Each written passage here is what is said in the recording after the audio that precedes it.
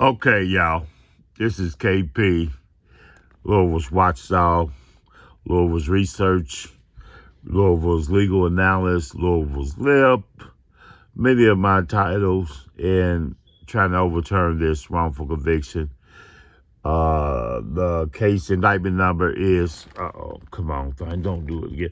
The indictment number is 20 CR 401.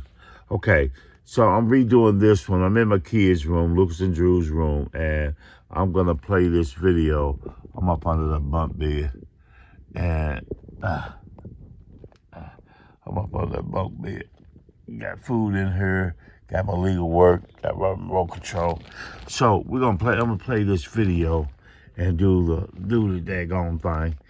And here we go with it big, and we're gonna push play. A jury is set to decide whether to charge Kerry Porter for weapons found in his home. WDRB's Gilbert Corsi tells us about the call for help that Porter made himself that's putting him back in court. Gil? As Porter says that he has guns because there's a hit on his life, and it all ties back to his wrongful conviction in the murder of Tyrone Camp.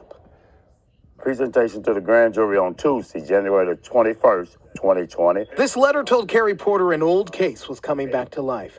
November 30th, 2019, Porter says he called 911 on an unwanted house guest. She stole money, she stole credit cards, she stole my phone. Get her as fast as y'all can. Porter says that woman was never arrested, but police took him to jail for possession of a firearm by a convicted felon. While he was exonerated in Tyrone Camp's murder and paid millions by the city for the wrongful conviction, Porter still has other nonviolent felonies on his record from the mid-90s. Police say they found 15 guns in his home, at least one reported stolen. The people that are trying to have me murdered have well over 15 guns, hand grenades, and everything else. LMPD knows why my life is in jeopardy. The federal courts know why my life is in jeopardy. The streets know why my life is in jeopardy. Porter has long said the camp's real killers want him dead. And in this 2017 hearing, an LMPD detective confirmed an investigation about a possible hit on his life. I'm going to get my gun rights back, period. So Porter believes there's statute allowing him to have weapons for self-defense in this instance. If guns are on the streets and ready for sale, somebody's going to end up with them. I'm not a killer. So if I buy these guns, per se, I done Louisville, Kentucky a favor.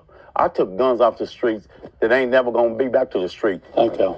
This case was originally dismissed in December, but prosecutors had the option to take evidence back to a grand jury and let them decide whether to charge Porter. That's what Tuesday's hearing's all about. I'm ready for trial tomorrow. I don't need a week. I don't need 30 seconds. I can go at the drop of a hat.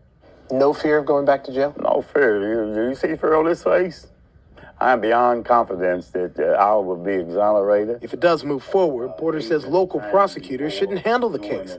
Jefferson County's Commonwealth Attorney, Tom Wine, was the judge when he was falsely convicted of murder. A spokesperson for Wine said, as a practical matter, Tom will not be involved in the review of the charges or in the prosecution of the case, adding self-protection is not a defense. Why not leave Louisville? You feel like your life is in jeopardy. That's a good question. Why do you stay?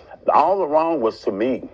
Why should I have to leave Louisville, Kentucky if all the injustice was to me, my home? Porter also faces marijuana and drug paraphernalia charges. He says the woman he originally called police on brought those into his home. The grand jury can decide whether to indict or end this case. Gilbert Corsi, WDRB News. Okay, y'all. Get your case to the Department of Justice, your civil rights violation. KP, Louisville's Watchdog for Injustice. So my people, I'm out of here. Okay, y'all.